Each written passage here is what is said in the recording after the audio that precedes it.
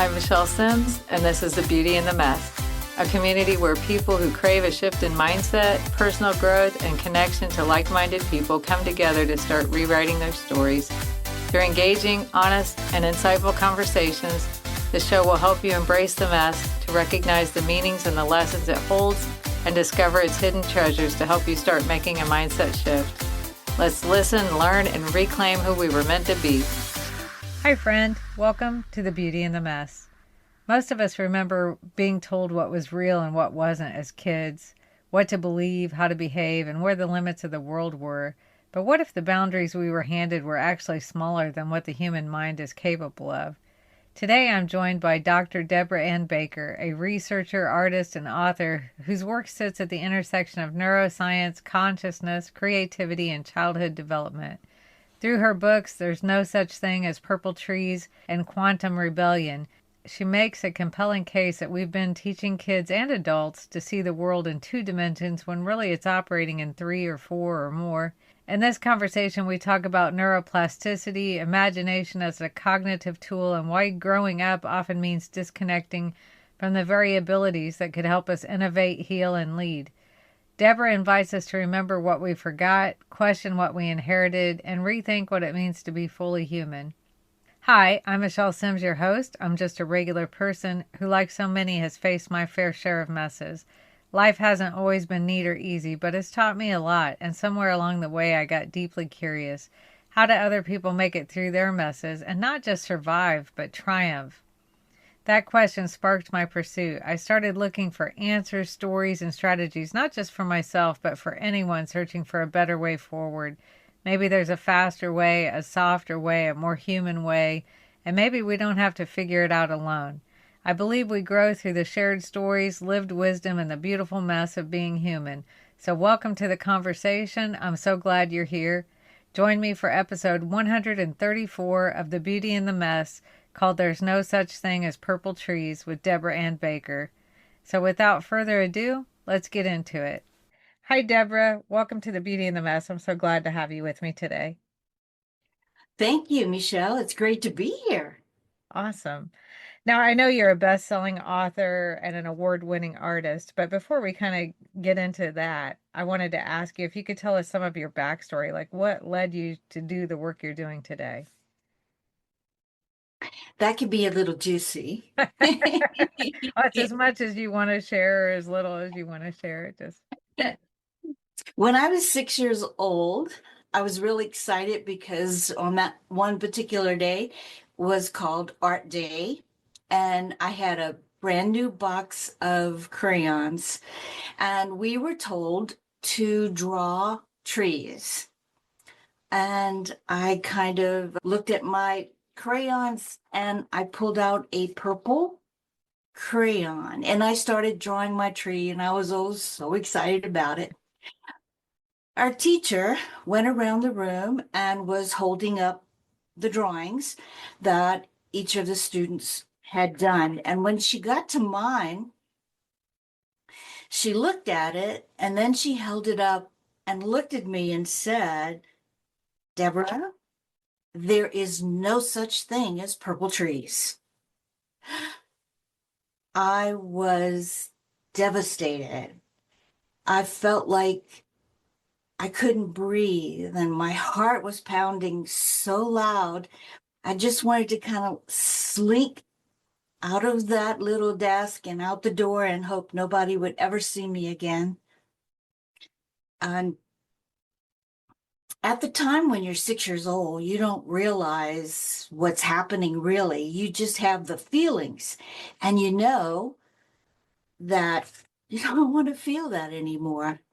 And so on the way home, I remember walking and I took that picture I had and I folded it and I folded it and I folded it until it was so tightly folded, and I put it in my pocket so nobody would ever look at it again with the purple crayon. Wow. So as I was walking home, I jumped over a puddle and my hand hit my pocket, and I put my hand in the pocket, and then I felt all that awful feeling again. and I was holding the crayon and I broke it. Oh, And at that moment, I made a vow to myself that I would never feel that again. And so throughout my life, and I have to say, decades, that stuck with me. What I didn't realize in words and how I internalized it was you have to do exactly what you're told. You have to stay in the lines. You have to shut down creativity. You have to be good. And you have to be perfect. And so that kind of ruled my life as I went on through elementary school. I can remember a time when I was in about the fifth grade, and we had an assembly at the end of the year, the parents, the students, and the teachers, and they would give out medals for achievement in different areas like math and science and geography and whatever.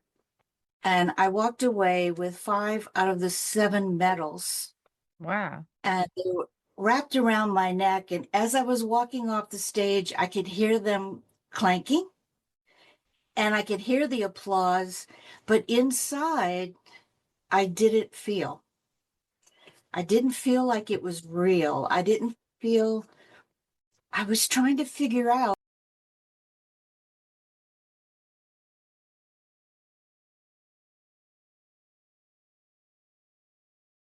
in my little mind about what if I accomplished all this and I did everything right, why don't I really feel good? Why don't I feel exhilarated? So it wasn't until later on that I figured that all out. But that continued within my life all the way from me going through college and getting my PhD in counseling psychology and following that whole thing about being Miss Perfect, along with the shame and the guilt that I felt that accompanied that particular instant. Yeah, it is amazing to me how you remember that. I mean, how much that instance must have impacted you that you remember it to this day like it was yesterday. Absolutely. What happened later on in life, I got married and I got into my counseling practice. And with my clients, I used art for their expression of their emotions and imagery for healing and that kind of thing. And didn't do it for myself. I didn't go back to any kind of art. And I was diagnosed with cancer. I remember sitting in the doctor's office and waiting for him to come in, and he started talking to me, and I just kind of like went into another world. I could hear him talking, but I didn't really register what he was saying or whatever. So I did go through the surgery and recovery. And in the recovery process, as I was in the two-story home, and I was just feeling very angry. I was feeling, oh my gosh, I've done everything right all my life. Why is this happening to me? Kind of thing. And when I got quiet, I heard a very soft whisper, go paint. Oh, wow.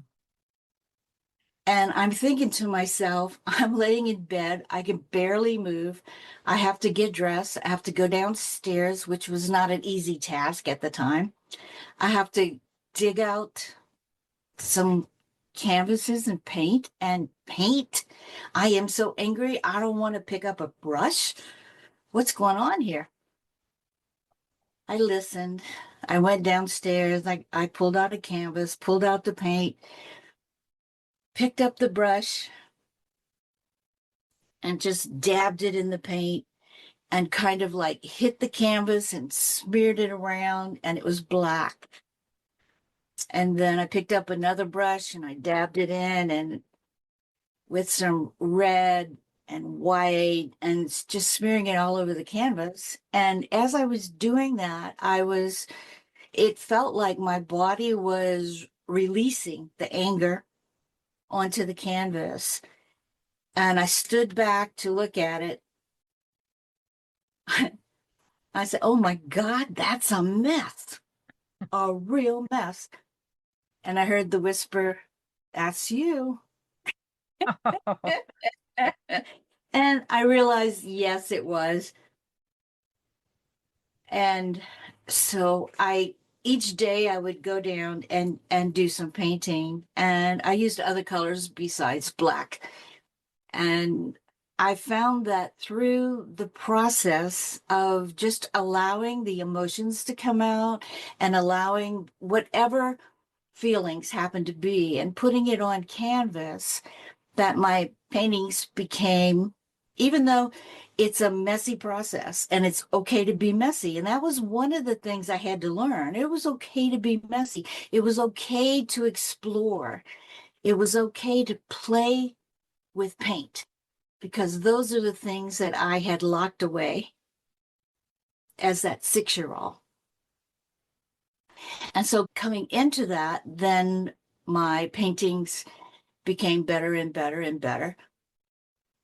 And a couple of people asked me if I would teach them to paint. And I said, I don't know if I can teach you to paint. I can show you the process and let's just play and have fun. And so I did that with a group of ladies over a period of time. We became friends and they suggested that, Deb, this is not just for you. You need to get out and show people about this and have them go through this process. And you just have to do it. And I said, oh, okay. Well, if I'm going to do this, I need a name. So I was meditating and the name came through as abstract intuitive impressionism. And I said, wow, that's interesting. Okay, I'll go with that. So I did that for a while. I call it facilitating instead of teaching because we're all learning in the process and we're having fun. And then later on, what came through after that was I was, I got the hint I needed to write a book about what happened. So I wrote the book and it's called There's No Such Thing as Purple Trees. And through that process, I thought I had healed a lot over the years in this learning with the painting. But as I was writing the book, it was like I cried a lot in writing the book. So it was another layer of release and also of joy because I found within this whole process, I found myself again, what I call my soul, my authentic self. And in that connection, it turned my entire life around. Later on, I got the idea of let's do a retreat. And in the retreat, it's a 4-day, 3-night retreat. And it's designed for 10 to 15 women. It's in a resort area. So there's a little pampering going on. And we explore through paint what we're feeling, experiencing, or where we are now. And so folks that may have climbed the corporate ladder, got to the top, did the same thing I did, was perfect, went to the right schools, got the right job, doing the right thing, married the right person, and still feel like there's something empty inside. Or maybe an artist who has all the skills they know about the placement of the canvas, how to mix the colors and that, but they still feel like there's something missing in the painting. or it could be anybody going through a process that is a major change. It could be divorce, it could be health, it could be empty nest. When you have that feeling like something is missing in your life. And so we get together and we have fun, we paint, we journal, we have evening chats around the fire. We have a little initiation, letting go of the past. We do a painting of where you are when you come in to the retreat. And through the process of the 4 days, on the last day, you create a painting of who you are today. And then that becomes your symbol or talisman, whatever you want to call it, for the new self stepping out into the world. And I also have a Facebook community because I believe community is very important, a place where women can come together and share their experiences. And it feels safe in doing so. And so that brings me to today. So I know you talk about guiding women to embody their divine self. Is that what you're referring to, that authentic self or the soul? Yes. Because once you connect with that, for me, it was connecting back to that 6-year-old because that was my authentic self. The idea of the exploration, the idea of creativity, because we're all creators. That's what we're here for, to create. And whatever form you want to create, it doesn't have to be art. It could be your life. It could be something in your job, something, a product you want to bring into the world. So when you talk about that the retreats aren't about fixing or healing, but remembering, you're talking about maybe the inner child or going back to that. Right. So going back to that inner child and remembering who you truly are and do the healing because the child made the decision that life has to be this way and I can't, for me, and I can't go in any other direction except like this. I have to be this. I have to play the part.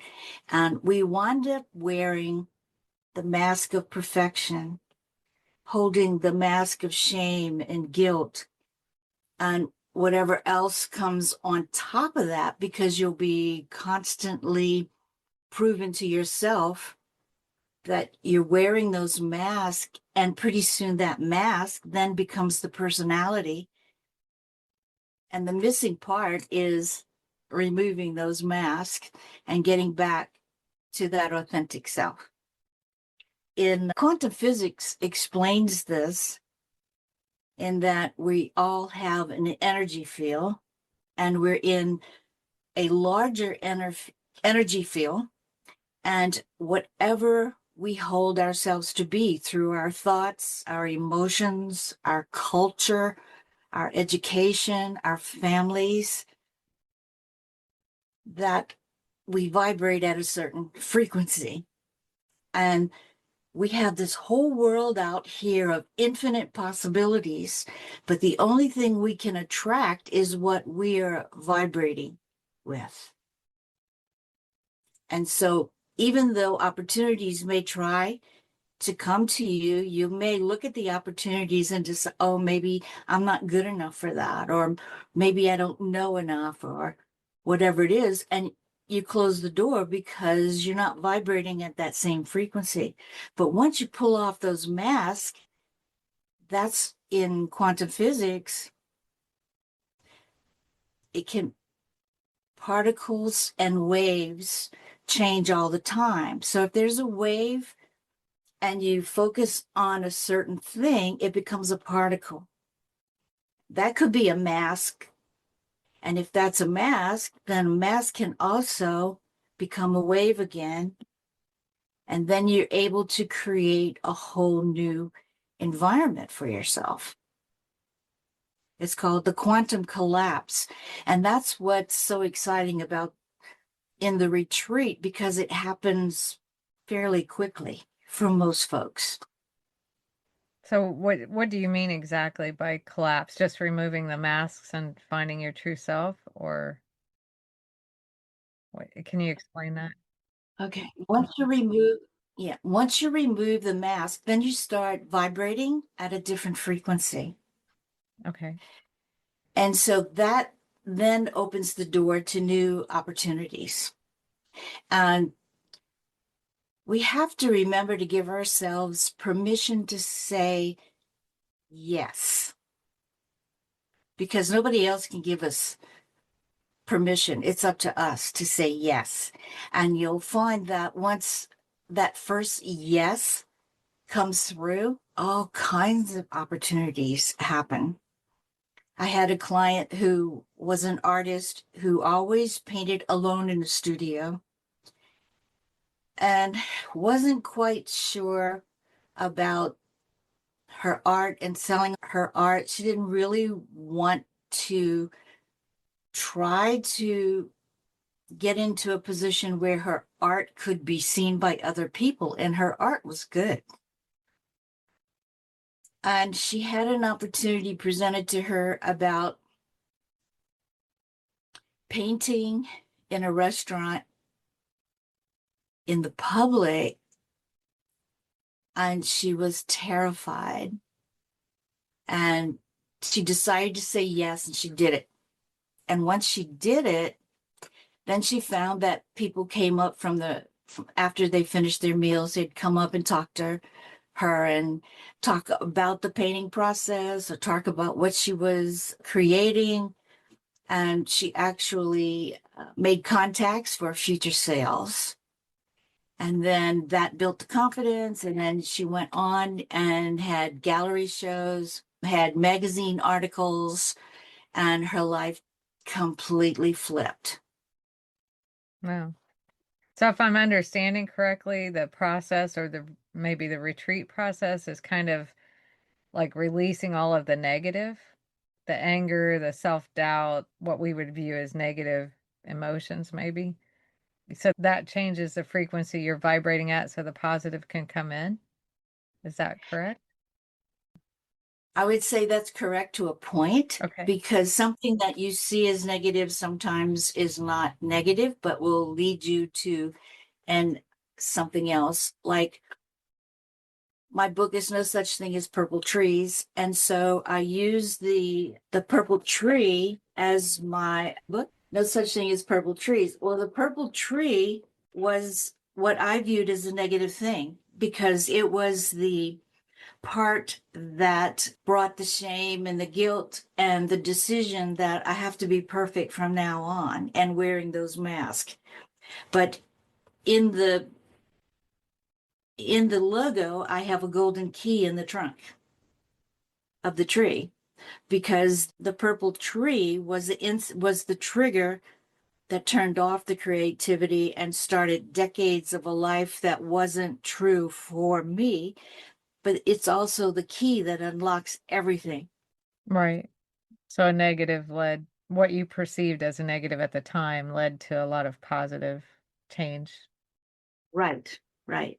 So the key is to be able to get back in touch with that authentic self or the inner child I like to call it your soul and your soul purpose. And then that connects you to what I call divine intelligence, where everything is possible. So do people working with you, do they find their purpose? Or do you think we all kind of know what our purpose is? It's just tapping into it? We just have to remember. We just have to remember who we are and listening to the whispers and given ourselves permission to say yes, because I realized I was wearing a mask, and so I can take off that mask, and now I can really feel who I truly am, and then I'm more confident to be out in the world. I'm willing to say yes. I'm willing to go forward and explore, to experiment and to play. So it's the freedom through the process. So I know you talk about dimensional identity also. What does that mean and how is that involved in all this? Okay, so dimensionality in that we have a physical body, we have our emotions, we have our thoughts. Those are all dimensions of ourself that are interlocked. We have what I call a soul, which carries information about ourselves and is also a connection to what I call the divine. Quantum physics calls it the void, which is a lot of people, when they hear the word void, they think of something that is empty. And in actuality, it is full of quantum information packets.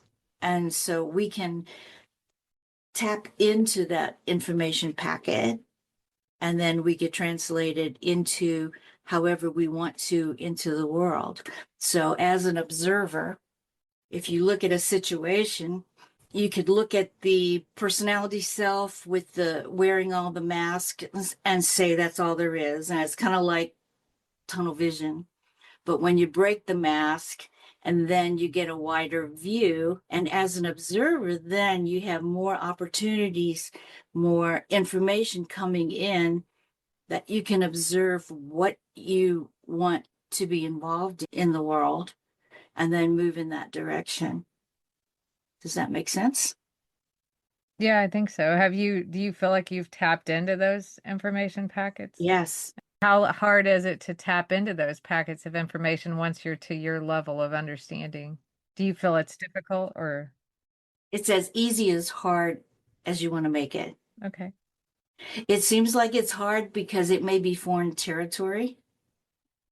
Maybe haven't given yourself permission to do it yet. But once you allow yourself to play and to explore like we do in the retreat and with the journaling, you start tapping into it. For the most part, everyone is tapping into it already. We just don't recognize it. And that's part of the remembering again. So once you begin to remember who you are and you listen to the whispers, and if you're journaling or you're playing in whatever field you want to play in, more inspiration comes. And you're able to recognize it or to remember it. And most folks say, well, how do you know? Because you could hear voices in your head or get an idea. And how do you know if that's really true? And I say, if you're hearing voices, the information that comes in from divine intelligence is a whisper. It doesn't shout.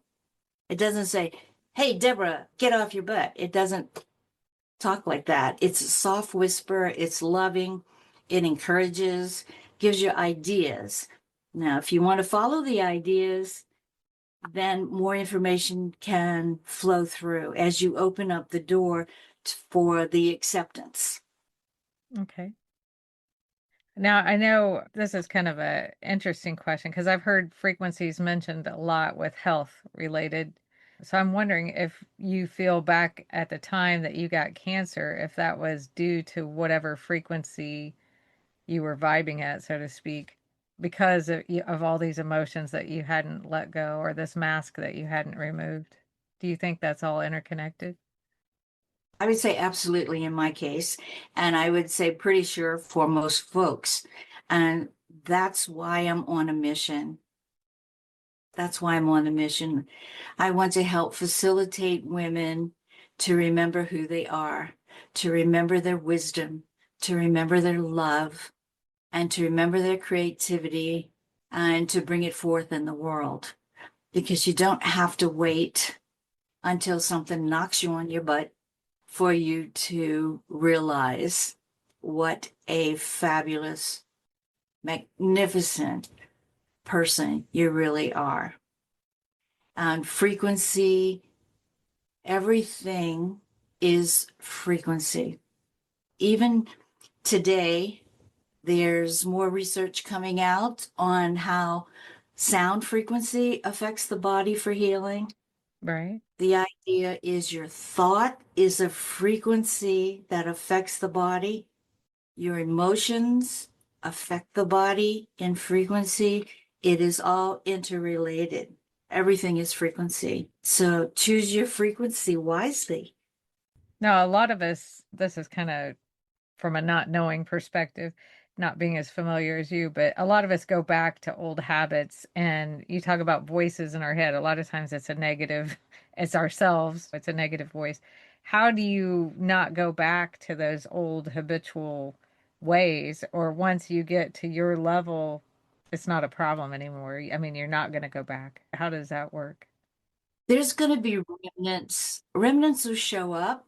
And the idea is that when they show up, they're just showing you where you've been. And if you recognize it as where you've been and where you want to put your focus today, it makes it easier to diminish that frequency and hold on to the frequency of who you truly are. Now, the negative voices may come up. It's like, oh, you shouldn't go do that when you have an opportunity, just like the person who was petrified about being in the front of people or showing her art. Once she stepped through that door and she did it, then it was like the whole world changed. So the frequencies that were then resonating, that she was resonating with, were of a higher frequency, if you want to look at it as higher and lower, which it's just a varying scale of frequencies, so that the negative thoughts were down here. And if she's existing here, then they're not going to be as powerful, or when she comes in, she'll recognize it and say, okay, like I do for myself, I say, oh, Miss Perfectionism is still there. And she'll pop up every now and then, and I'll say, okay, Miss Perfectionism, I understand that, but you know what? This is a new experience, and I want to explore what it has to offer. So you could take a back seat. Don't worry, I'll take care of you from now on, kind of thing. So when people figure out their purpose or tap into it, I should say, and that alignment happens, do they feel it like within, I mean, they just know that this is it, or how does that come about? Well, you start to feel a frequency shift. Your body, you might feel a little tingle, or you might feel like some people say, oh, gosh, I just had a hormone flush. Or some people cry. Some people cry. Some people just throw their hands up, or when they get into that space. Also, in meditation, you get quiet and you just focus on the things that you desire or the answers you want to questions. And then there's this calmness that comes along, this peace, this the feeling that you can't really put into words. And you just know at that moment. And what you choose to do with that as you move forward is your choice. Right. So what has been one of the most surprising things that has come out of your retreat? Oh my gosh. For me, it's just seeing the lights come on Okay. in these women and seeing the release and the joy. I mean, we celebrate in the evening around if we have a fire pit available, it's a fire pit. If not, it's around candles, but we just use fire as an element because it makes us feel kind of cozy and open. And we talk about the day, we talk about what came up and what is it we're releasing and what have we found and what kind of discoveries. And and folks will say things like, gosh, I haven't felt that peace in forever, or I never really felt the desire to create or allow myself to be free when I create, whatever it is. But through the painting process, well, I've had artists say, I went to art school and I know my skills, and that's why I feel like I'm a good artist. I just felt like something was missing.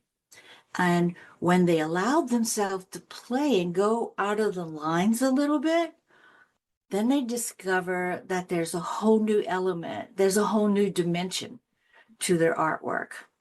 And I think that translates into anybody's life. Doesn't have to be with art, it's with anything. You find a new dimension of yourself that you really enjoy playing with. I think it's interesting the focus on art because just like you had the purple tree experience, a lot of us have the experience where we're labeled at a young age that you're either artistic or you're not, you're creative or you're not. And I think that's so unfair because I think everybody has some kind of creativity to them or some kind of artistic expression, but we're told at a young age that we do or we don't, and that guides us the rest of the way. And so a lot of people shut that whole avenue off because someone else told them that they weren't creative or artistic. Have you come across people like that? All the time, all the time, Yeah. all the time. And it doesn't have to be a teacher in school. I mean, it could be a parent, it could be It could be a parent or a family, yeah, a family member. or a friend. Everybody has good intentions, Right. Yeah. but then you also have to know where the intentions are coming from. Right. Everyone is creative. That's kind of like we're born, and that's our mandate. In order to live, in order to have an exciting life, you have to create. And it doesn't matter what you create, you're just a creator. Right. So once you can express it, oh my gosh, in I say a bajillion ways because I don't even know how you can count them. I agree. There's so many different ways to create all kinds of different things. It doesn't have to be a painting. It doesn't have to be perfect and in the lines and something that we all recognize. Oh, that's an apple. There's just so many different ways. But I think when you're told at a young age that you're not creative or you're not artistic, it affects you the rest of your life on in that avenue at least. It does. And that's why I wrote the book. It's the type of book that I wish I had 40 years ago Right. Yeah. or 50 years ago.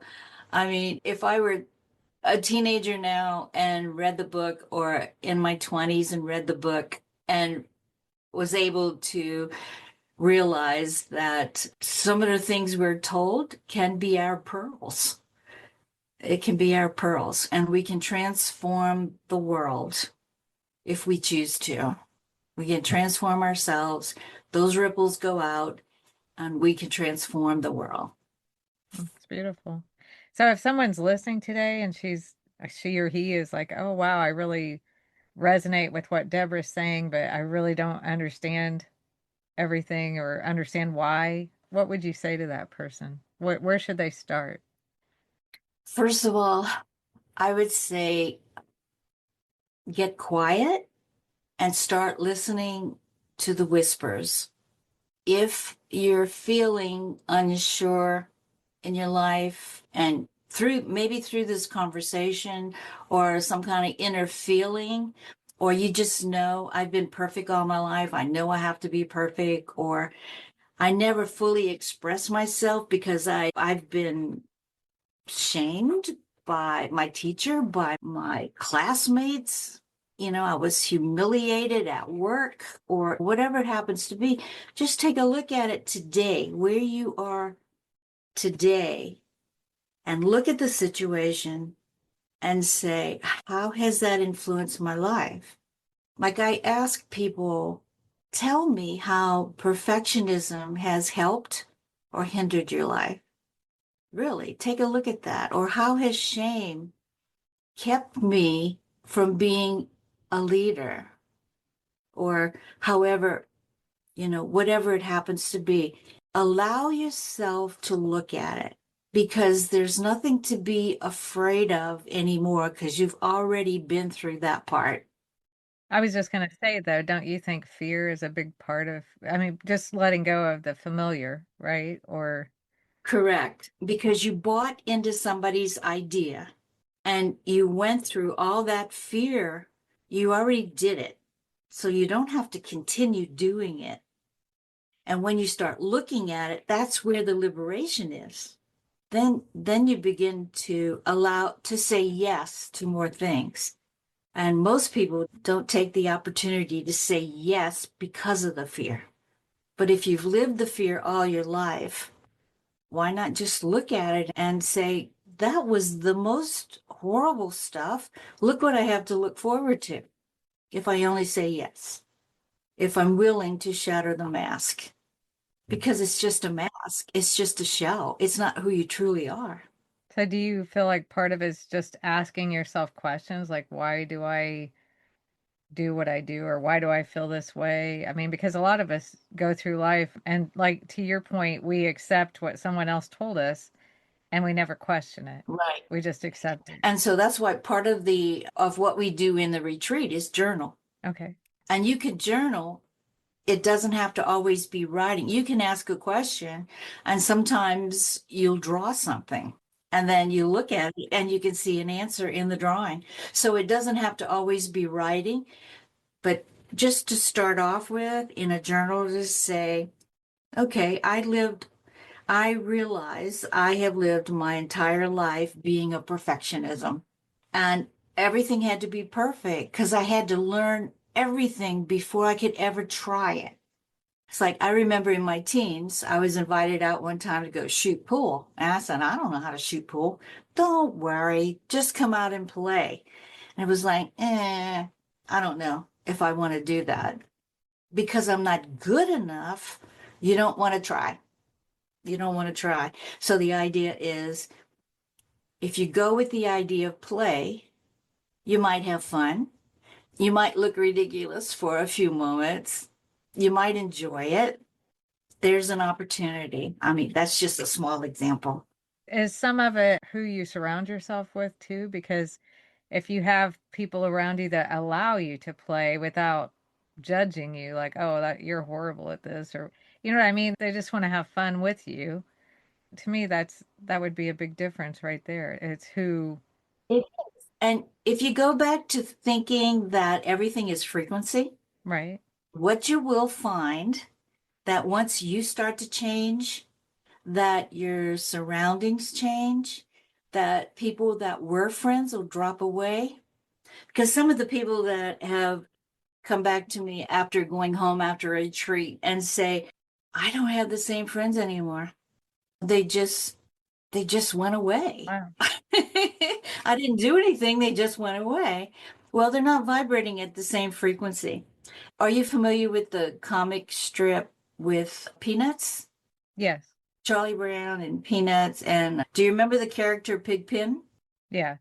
The little kid with looked like he's got all this garbage around him.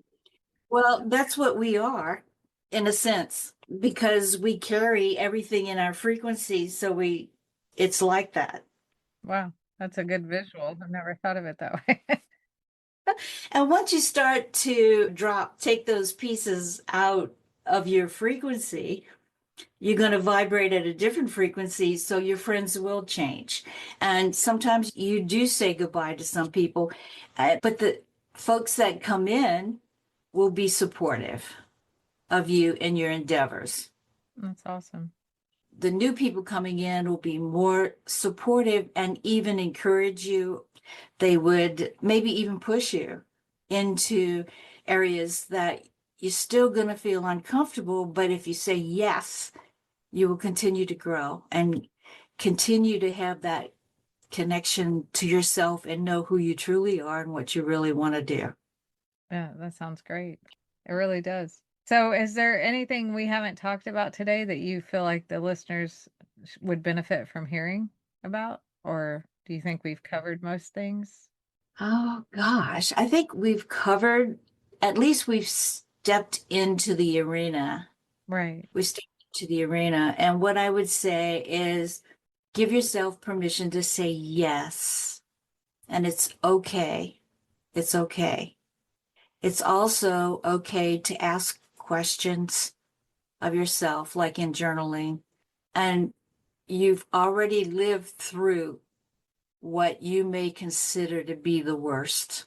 Oh, wow. The morning is dawning, and you can step into the arena of being yourself, giving yourself permission to be yourself and to be in the world as you choose to be. And that's why I say I'm on this mission, because if you go back to looking at frequency, I see a golden grid of pyramids, and they're lit up like Christmas trees. And that's all of us. And we're all connected by frequency.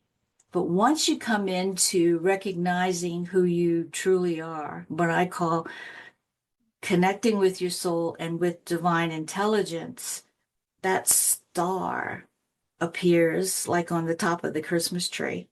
And then all of the pyramids light up on this grid. And that's my vision that I hold for women recognizing their authentic selves, because women have been oppressed for eons, or I can say since the dawn of time, in different ways.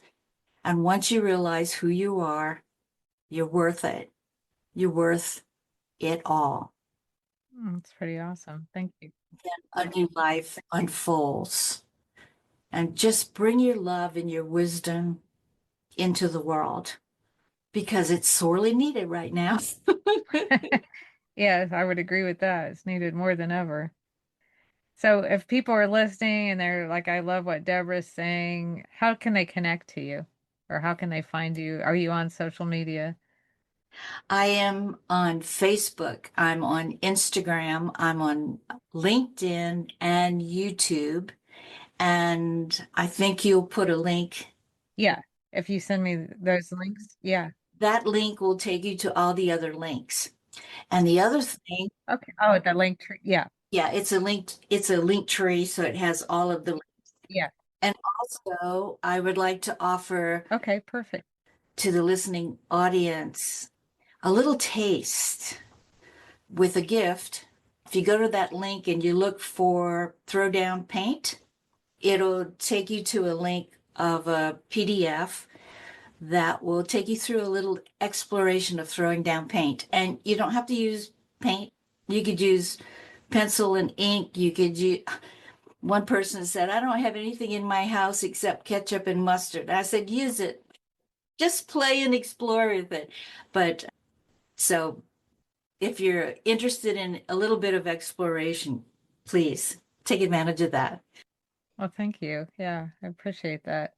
I thank you for being with us today. It's been very interesting. You've explained a lot of things that I hadn't heard before. I had heard about the frequency related to health, but you don't really think about how it affects everything, Yeah. to your point, and that's pretty eye-opening. And even in relationships, you talk about frequency because if you're wearing a mask, I will tell you a true story. For me, I was wearing the mask of perfectionism, of being independent. When I was married, I attracted a person who wanted that. And I was feel why, if I could love so deeply, why did I not feel loved?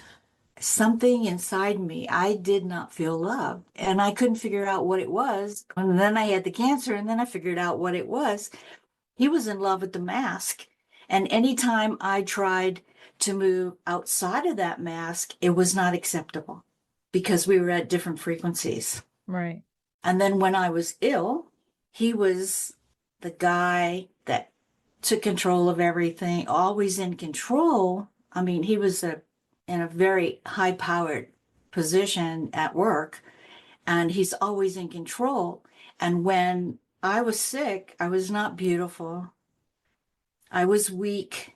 I couldn't do anything. I couldn't walk across the kitchen floor, and I was helpless, and which made him feel helpless and out of control because he didn't know what to do. So Wow. it affects every area of our lives. Yeah, it's very eye-opening, I think. Makes you think a lot more, about what you're saying to yourself, what you portray as to who you are. And because if you tell someone this is who I am, then and they accept that, but that's not who you really are, of Yep. course there's going to be problems. Yeah, very interesting. Well, I thank you for joining us today and for sharing your wisdom with us, and it's been fascinating. Thank you, Michelle. It was a pleasure meeting you and being able for you to give me the opportunity to share. I appreciate it. Absolutely.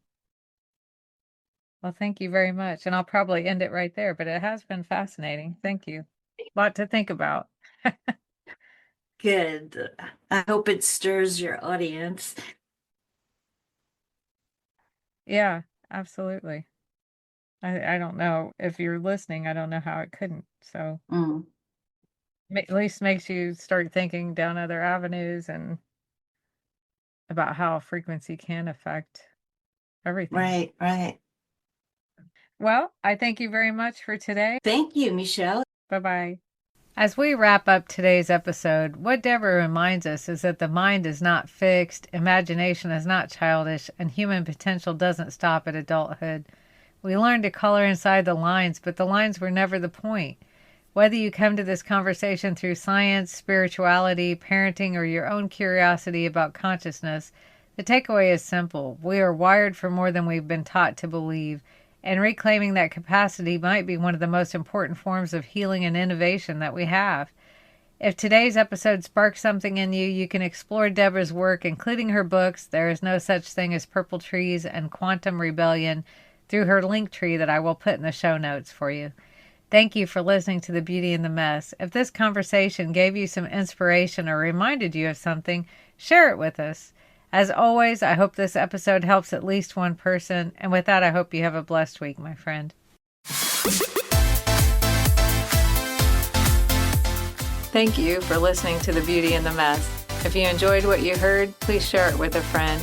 And if you haven't already, please subscribe, rate, and review this podcast on your favorite pod player.